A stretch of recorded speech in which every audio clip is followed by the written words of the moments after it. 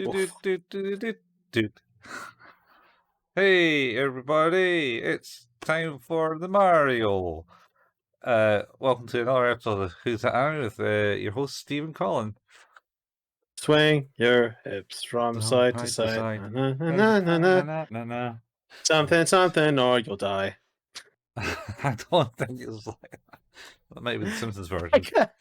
I think that might have been what the Simpsons was. I can see the Simpsons doing something like that. Oh dear. Incredible. If they were allowed to. Oh, they would. They do. They do. They did almost anything back in the day. They did. So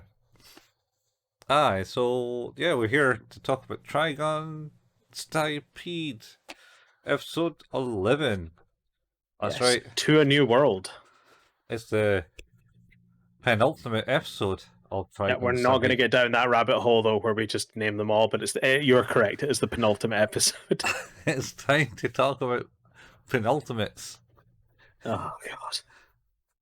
Periantapenultimate. I could have said something last time, but I can't remember the name, and that's fine. Let's No. go. Let's do it. Let's do it. We left off in the last episode, sadly, with the death of Roberto. Meryl on a doomed mission to go and confront Knives, which seems like a bad idea. Mhm. And Vash, who has already begun to confront Knives mistakenly and has been dropped into a vat. So yeah, it's time. I thought it was that episode. I thought it was like it felt a bit like Die Hard with the Gruber. Yep. Hans Gruber. Hans Gruber falling off the building. Well, you know the secret. You know the secret to that. You know the the way they they just dropped him on two. No, wasn't even two. I think it Oh, was they didn't. one. No, they said they were going to give him count to three, so they would. He has a fear of heights. He had a fear. So they were like, okay, one, and he's like, oh the fuck, I'm falling. Yeah. Oh, thank God that take worked. I'd have been pissed. Yeah, Alan Rickman, man. What an actor. Yeah, he was pretty good. I grabbed Thor's hammer. Hammer? What savings? What? You never watched Galaxy Quest? Oh yeah. Yeah, shit, man. I forgot he was in that. That is a fan-fucking-tastic movie. Was he not also like the Marvin the robot and He was in the 2005 Hitchhiker's Guide. Yeah, Hitchhiker's Guide to the Galaxy movie. Yeah, it was pretty good. Yeah. Good old Marvin, the depressed robot. Why? I don't know why, really, we're all here. This doesn't really matter, really. That's The thing that gets me about that was the doors. Oh, yeah. The depressed doors every time they opened and closed. I thought they were maybe happy doors. Well, I think they were depressed because they were living with the really happy computer. I mean, that's probably fair, to be honest. Super happy computer that annoyed Ziva robots to no end. Classy. Yeah, she's read the books. You got me the series. I've watched that. It's good. Did I get you the old school PC2 series? I think you got me the Blu-ray ones. Yeah. Oh wow, they're wow. They're all right. No, I know they're decent. It's just I can't see them because they won't be up-res in any form, any shape or form. They'll still be like 4x3, surely. Oh no, they're 4x3, but the quality standard's good because it's all 9mm film. So like you're gonna get you can get a 4K resolution from that if you want. All right, okay. But as far as I'm aware, like because old film is higher quality.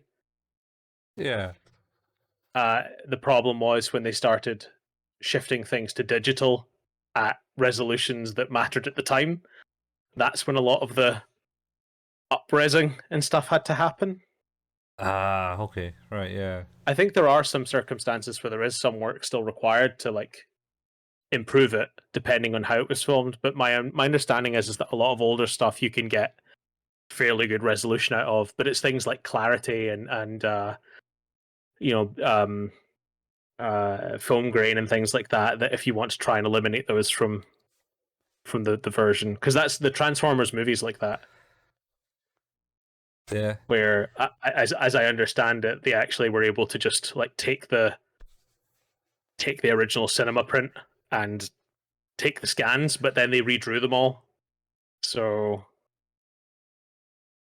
oh, all right. Ah, anyway, not like fully, but they cleaned it all up. yeah, that's fair. Shall we? Yeah. Oh yeah. We're doing this. Yeah, we're doing it. So, Vash, as we said, had been dropped into a vat. Or a big tank. He's now in that tank. Mm-hmm. And this is where we sort of start to see the plans. Yeah, but I think first we have the Meryl and Wolfwood scene. Is that right at the start? I think it's pretty at the start because Wolfwood's walking along the corridor and Meryl's like hiding behind like the non-obscuring wall brace. Yeah. And he goes, "Oh, Wilfred, what are you doing? Where's Vash? Oh, he's with Knives, in my Knives's chop shop. I think he says. Yeah, I don't care anymore. Yeah, I'm done. Peace out. Yeah, and Meryl's like, "What? No, that can't be. Yeah, no, that's true. And are you going to stop me?" And just like, no, and just gives him like a good kick in the shins, and it just goes right up his entire body. Oh yeah, it like shivers up his whole body right up to his head. It's good. And so, oh. It's very good. I thought better. What's wrong with you, Meryl? And she basically goes, "I thought better of you. That's all." Yep. And walks off. And I think everyone did. Yeah. Well, or did they? Anyway. So there's been several points in it where you're just like, obviously, yeah, you have conflicting loyalties, but it's pretty shitty to leave him now. Yeah. Sammy, he's left, and he's looking at his packet of cigarettes that's now empty. Yeah. He's like, ah, shit, no cigarettes. And he walks away. And then it goes, I think, into the doctor's room. Because I think Meryl comes in pretty much at that point and goes, "Let Vash go." No, and he's like, "I can't." It's like, if I do that, he's dead anyway. So I don't know. Like, do what you want. Or maybe not. No. I think Vash drops into the pool and he goes, "Oh, I'm underwater, I'm going to drown, blah, blah, blah, blah." And then Nice Cow jumps in and goes, "Calm yourself, brother." We should talk about a little bit about them, because I think there's a really there's some amazing stuff in that relationship that is incredible, because Knives is obviously just a monster.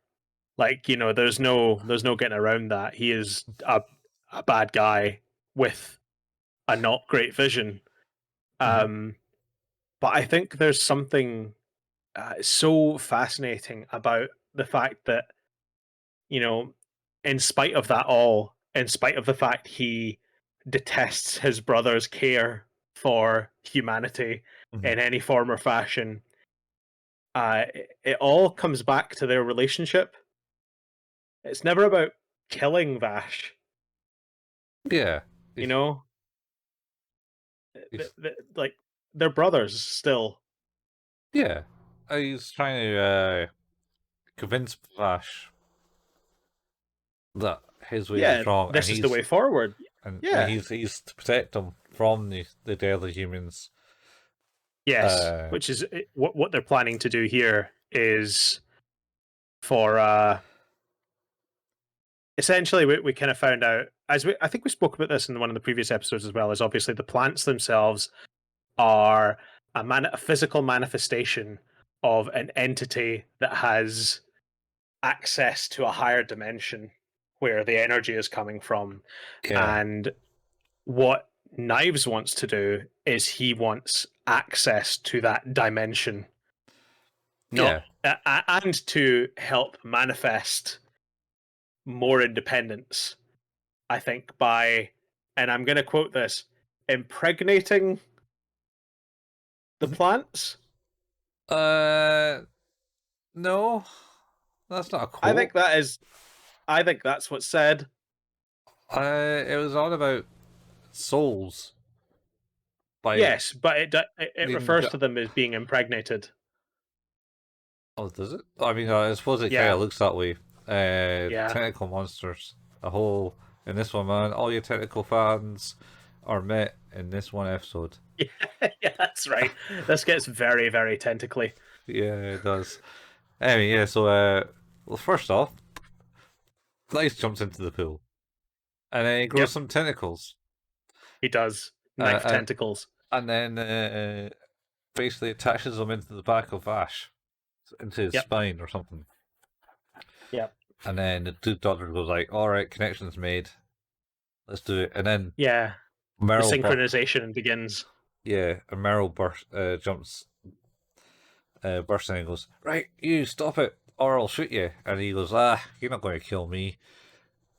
And it's like, all right, and you don't shoot the glass because that's bulletproof too, so it won't work. It's like, all right.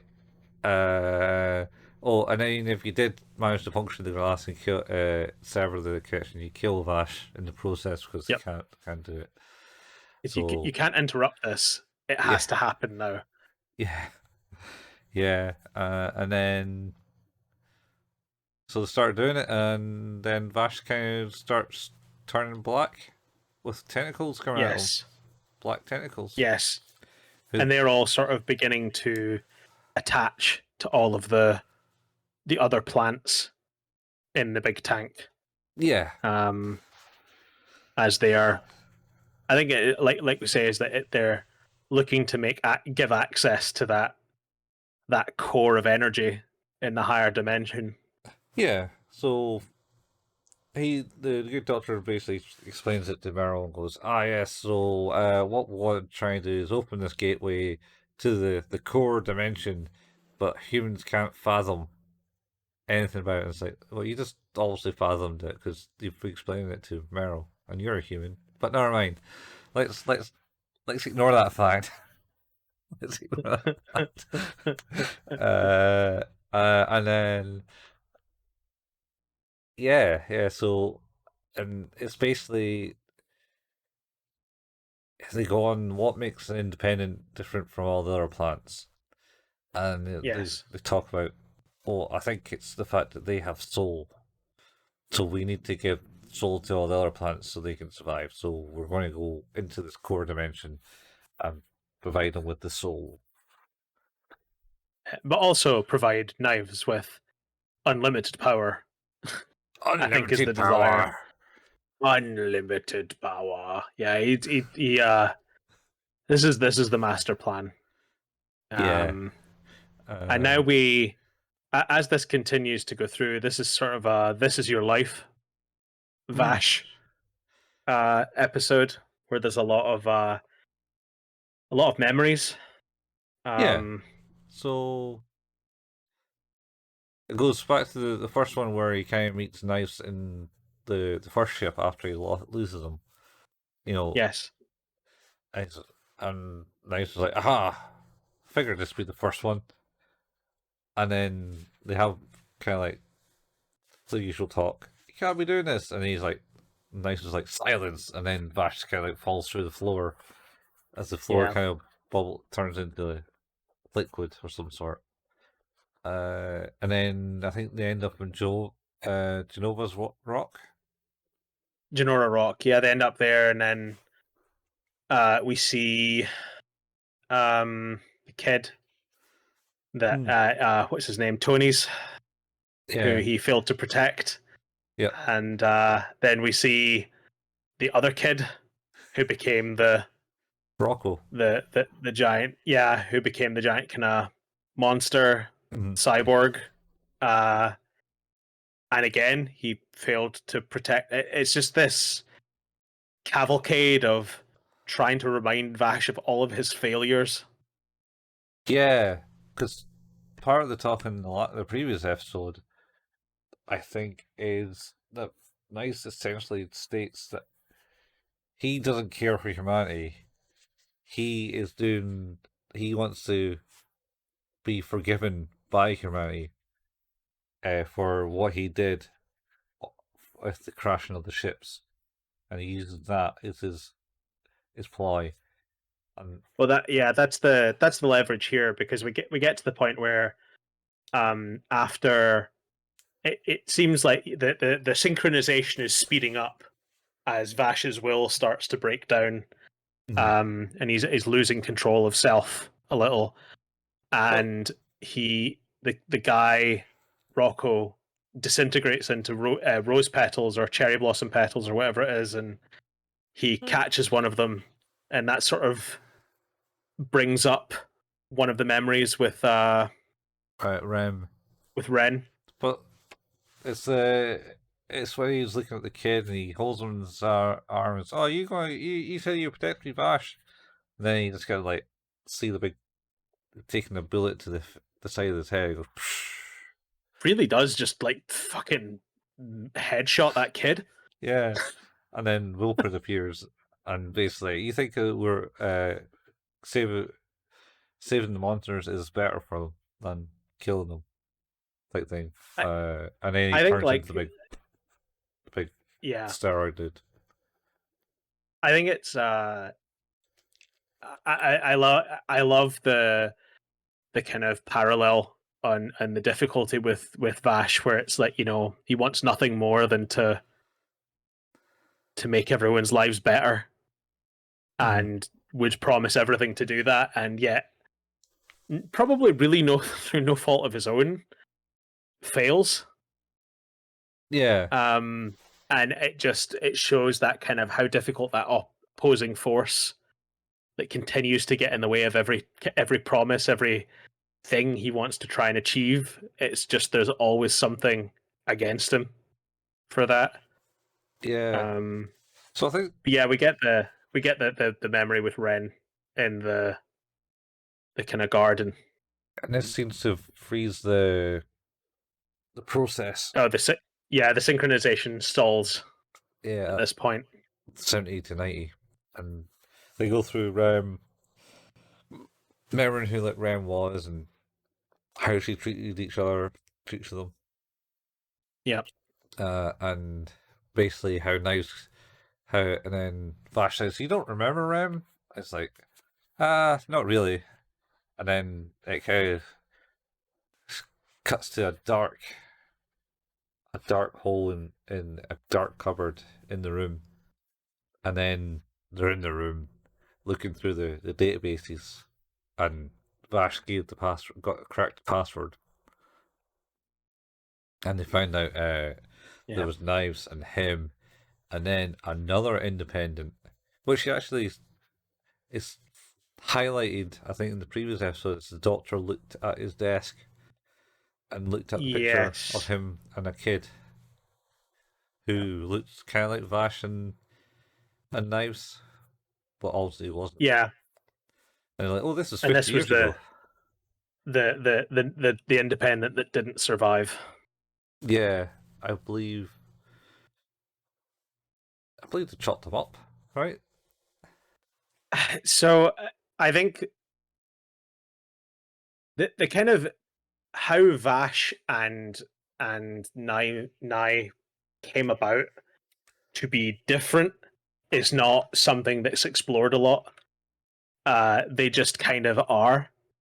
And Ren just kind of looks after them. So it's not explicit about why they have no memory of this other independent, if they ever knew the other independent, where that came from. But it does look like when that independent died, or maybe they caused it. Like, I think that's maybe the kind of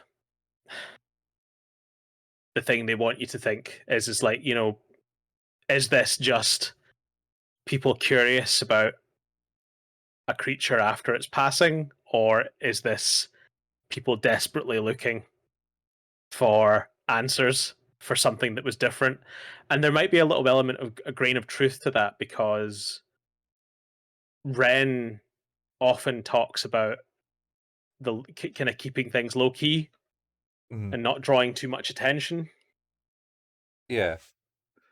Yeah, so she's like, oh, so remember when everyone else is, remember when everyone else is awakened, she'll eat stuff even though you don't need to, and drink stuff Yep. even though you don't need to, and never show your powers to anyone else but myself. And that's the thing, is that really strikes me as, I don't think she had anything to do with it, of course, but she knew. Yeah.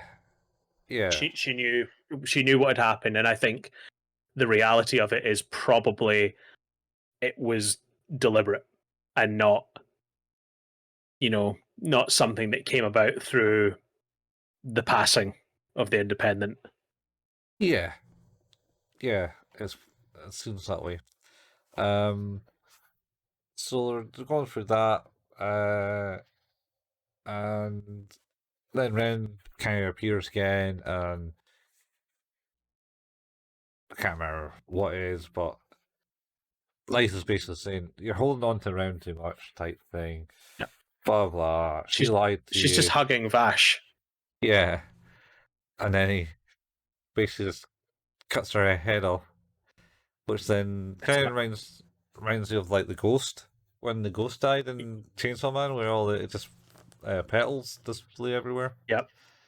It's actually it's kind of amazing. It looks like, again, with this show, everything looks incredible, like all the time. Like the set dressing, the characters, just everything looks amazing. And yeah, this whole trip through memory lane is really artfully pieced together. And yeah, he just like lops Ren's head off. Yeah, yeah, yeah. And then I think that's it. I think this is where that, because he's left holding a petal, I think, under the tree with Nye. And is this not where the conversation then goes to, oh, I did this all for you. Like I did this for you. The ship, the crash. There was no way for me to like, you were being controlled by the humans, and that the only way I could show you was to kill them all, sort of, kind of. Yeah, I think that might be next episode. No, I'm pretty sure it's this one. No, because this one still kind of going through the motions. Just like a big flashback, basically, of the old one, and shows that Knives essentially has won and has opened the gate. Yeah, but I got through the gate. I thought the reason that the gate opened was because the synchronization was complete, and it was only complete at the point where he gave up. And it was that, I thought that was the moment where the realization that he was like, even though Knives was the one who did everything, at the core of it, it was all for him, and that was the thing that broke him. No, I thought that was the thing that brought him back. Is it? I don't know. I think it does. So keep going.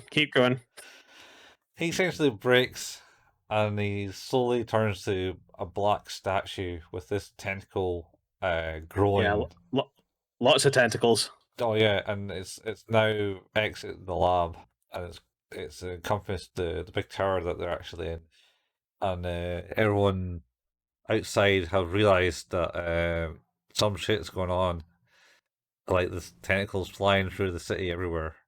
You get the cut scene where the captain of the guard is sitting at a noodle thing, and the noodle stand's like, "Oh, are you still on shift?" And it's like, "Yeah, we're on shift because Vash the Stampede here, the human tornado's here." And the guy, the noodle shop guy, is, "Oh no, what is he? Shit, yeah, we're not going to get any rest tonight, boys." And then they see all the tentacles growing Yeah, everywhere. Oh, and did we the mention that? flowers. Yeah, they got purple flowers growing out of it. But did you mention? Did we mention that that the tentacles end up touching all the plants in the same tank that they're in? Yes, I think I mentioned that at the start, where like that's what happens as the tendrils come out, they contact all of the other plants. Yeah. Confirmed, by the way, it's definitely this episode where he reveals that he's the reason this has all happened the way it has happened, and that is what drives him over the edge. Oh, all right. It's he. Yeah. Okay. Fair enough. Because it's because that's the whole thing, is like the whole trip through memory lane. The whole purpose of it is Knives' attempt um to like break his spirit down so that the synchronization goes ahead without a problem. So it's a constant reminder of all of his failures. It's a constant reminder of those that have died because of him. And then he notices that obviously like it starts to stall when Ren is involved in the memories, and then he gets rid of her, but then the memory returns to sort of him and Knives in that sort of garden with the tree, and Knives is saying like, oh, like they all love your tricks. They love your, they don't really love you, the person. They love what you can give them. That's all. He's like, and I just wanted to save you from that because you seem like foolish and think that it's all okay and everyone's pleased with you. It's like they don't really like you. They're afraid of you. They want to use you, and I wanted to save you from that. And that is why all of those people are dead. Yeah, I suppose. I don't know. I still think it was like they killed off Rem, and then they shown that they're destroying things, and there's a wee like bit where Nice is like on the ship going, "Ha, this is all your fault," blah blah blah, and then a wee quick nice consciousness of, it doesn't really matter. They only live a few hundred years and stuff. Well, What does that matter? No, I've got the episode here, and All it's right. at the end of that sequence. It's the whole garden goes on fire, and it's just Ren burning, and it's that last memory. Oh yeah. Of them leaving Ren behind. Yeah, that's the one that breaks it. Yeah, that is. Yeah. Yeah. Okay. I don't remember it being the garden though. Oh well. He is in his memory still. I think actually the point, actually, you know what it is? He cuts her head off after that. We've done it out of order. That's like he's left holding Ren. Yeah. In like this collapsing memories, and Knives is kind of like, no, fuck this, we're done here. Yeah. You can't have this connection anymore. She's gone. They're all gone. It's your fault. Just let this be. Deal with it. Yeah, like it's. I think it's an incredible. Again, like we talked about this before. The vocal performances are just absolutely outstanding, like all the way through it. Yeah. But the performance of Ash and Knives is spot on. Yeah. So that now Vash is basically turned to stone or something. Yeah, he's corrupted or whatever it is. He's now one with the. He's now basically a two-way portal Yeah. Unlike before, where the energy is unidirectional and just comes to the plants. Instead, he is now like a doorway that would let knives through to the other side, to the core. Yeah, which he does. He floats to the core, which he does, and puts his tentacles in the core. Yep. And that, and I think there's this talk about with the good Doctor Merrill, where it's like the only way he can stop this is by killing Vash now. Yep. And she's like, no. I think there's another interesting bit with the Doctor as well, where she's like, why are you doing this? And he's like, I just want it to be over. And then there's that realization that he's basically just being kept alive. Like knives persistently helps him live, only to keep helping him. He just won't let him. He won't let him die. And I think that's the Doctor's hope at the end of this, is that, as soon as this is done, he can go. He's there's a suffering there, and there has been for a while, because I don't even think he's really on board with what Knives wants to do. Not fully. He's No. Because there's a bit where he coughs up blood. Yeah, he does. Yeah, he's. No, I think that's this one, and I think that's where Meryl starts to like talk about it. Like, why are you even doing this? Yeah. And yeah, I think it is in this one as well, though. Just at the end, as you were saying, like all the tendrils, they start to sort of form with the purple flowers, and I was curious because obviously it looks human-like. Mm-hmm. The being that is created from all these roots and tendrils. Mm-hmm. My impression of that was it was taking the form of Ren for whatever reason. I suppose. Yeah, it's certainly taken like Mother Nature.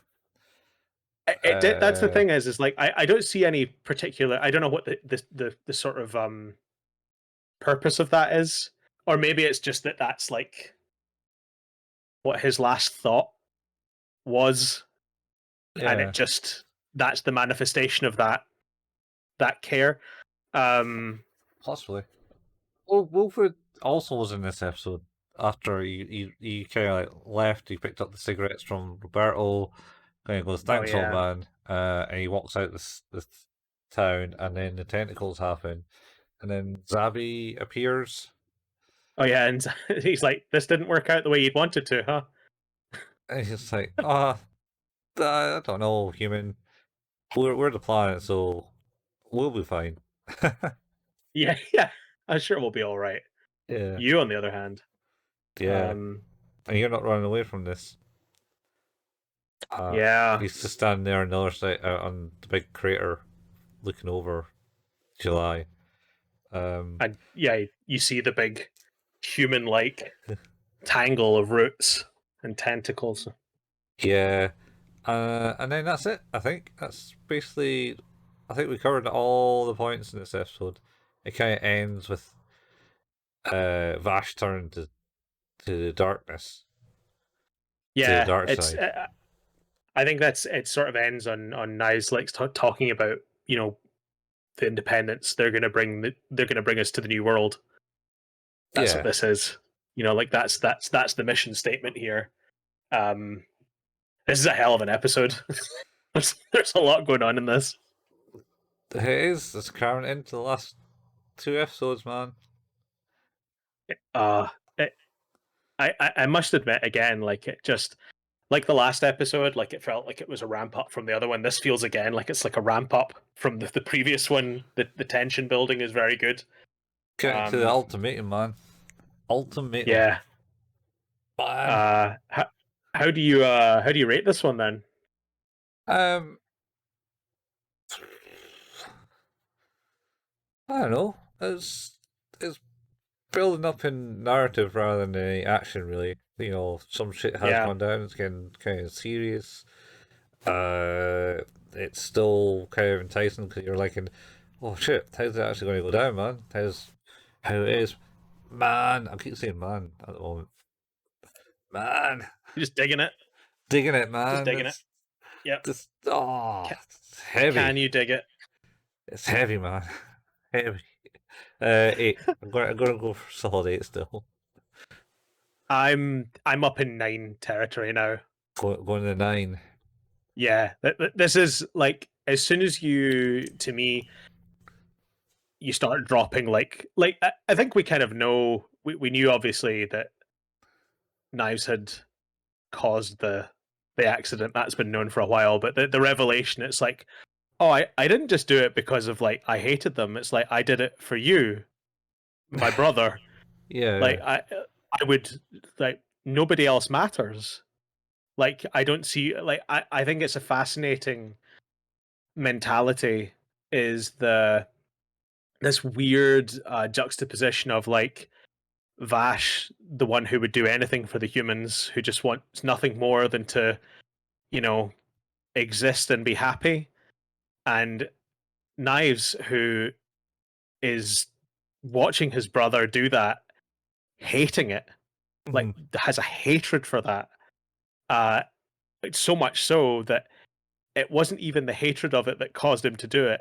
It was the desire for his brother to be a part of his future, like them to move forward together, is amazing. I just really, really love that. It's so, I think it makes a good villain, because like the best villains have noble goals, doing things the wrong way. Like, because ultimately the goal is we want, it's like, I want us as a species, us as a thing. I want us to survive and I want us to thrive, but I want that at the expense of literally everyone else who has to burn for it. So, would you say he's doing it for family? Absolutely, it's basically Fast and Furious. Basically, the Fast and Furious, isn't it? I'm doing it for the family. It's just so good. It's just so good. Like they've built, like we talked about before. Knives is barely a part of the original anime. He's mentioned, and then he's in a handful of episodes, and he does nothing. Pretty much. Whereas yeah, exactly. Whereas in this, he is a serious threat, and he is the pinnacle of the problem. Like, he is literally, everything he does is sort of antithetical to the desires of Vash, and yet everything he's doing, I think obviously there's an element of selfishness to it because there's a betterment, but at the same time, it's like, no, it's like, you're my brother, and I'm doing this for you. It's like, I don't want you to do that. Oh well, I do. It's like, yeah, no. It's so good. It is so good. But yeah, very, very excited to move on to the ultimate episode next week. When we return, we'll be back to talk about the last episode of the season, episode 12, which means you have made it to at the end of another episode of Who's That Anime, an anime podcast, which can be found where all good podcasts can be found. If you do enjoy what it is we do, we don't make any money off of this, but of course, if you care, sharing this with your friends or giving us a review on your podcast app of choice would be amazing. We have a Facebook page. That's facebook.com/Who's That Anime, where we post the latest episode releases and, of course, the occasional anime meme.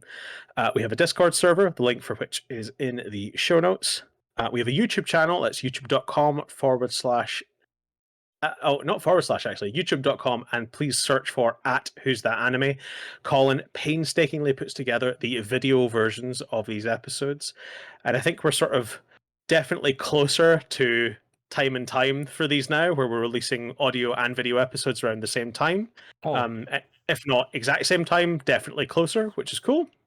This one should be up at the same time. Same. Yeah. Sweet.